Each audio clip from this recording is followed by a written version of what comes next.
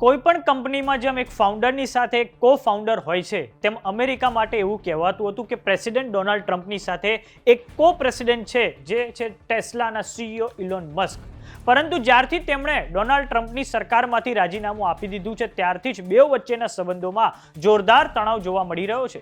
એક બાજુ platform x પર ડોનાલ્ડ ટ્રમ્પ અને ઇલોન મસ્ક વચ્ચેની અસહમતિઓ બહાર આવી ગઈ. હવે ડોનાલ્ડ ટ્રમ્પ અને ઇલોન મસ્કના તણાવની અસર અમેરિકાની સિલિકોન વેલી પર પડવા જઈ રહી છે. નમસ્કાર, જમાવટ સાથે હું છું પાર્થ.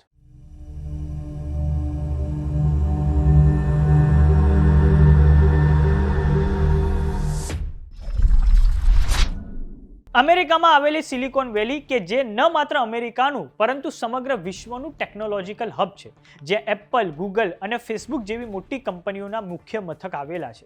પાછલા થોડાક સમયથી આપણે જોઈ રહ્યા છીએ કે અમેરિકાના પ્રમુખ ડોનાલ્ડ ટ્રમ્પ અને અબજોપતિ ઇલોન મસ્ક વચ્ચે સંબંધોમાં જોરદાર તણાવ વર્તાઈ રહ્યો છે.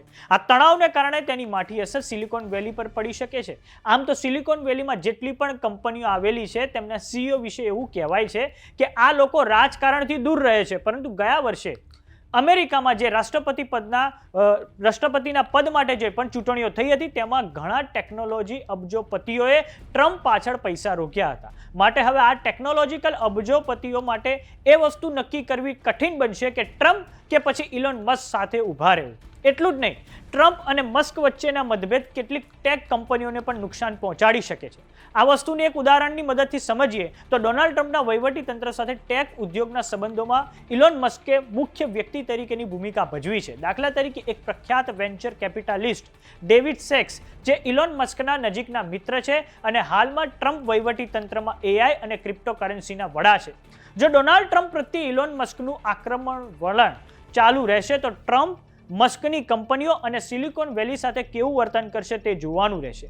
હાલમાં સિલિકોન વેલીમાં એક મત એ પણ પ્રવર્તી રહ્યો છે કે ડોનાલ્ડ ટ્રમ્પનો સાથ આપવાથી ટેક ઇન્ડસ્ટ્રીને ખૂબ ઓછો ફાયદો થયો છે. જેમ કે હજુ પણ મોટી ટેકનોલોજીકલ કંપનીઓ પર કેસો ચાલી રહ્યા છે. જેમ કે જસ્ટિસ વિભાગ એક વર્ષથી ગૂગલને તોડવાના પ્રયાસ કરી રહ્યું છે. ફેડરલ ટ્રેડ કમિશન ફેસબુકની પાછળ પડેલું છે. ટ્રમ્પની ટેરિફ પોલિસીથી એપલને નુકસાન થવા જઈ રહ્યું છે. તો હવે જોઈએ કે સિલિકોન વેલીની કંપનીઓ અને અમેરિકન રાષ્ટ્રપ્રમુખ ડોનાલ્ડ ટ્રમ્પ વચ્ચે સંબંધો કેવા રહે છે.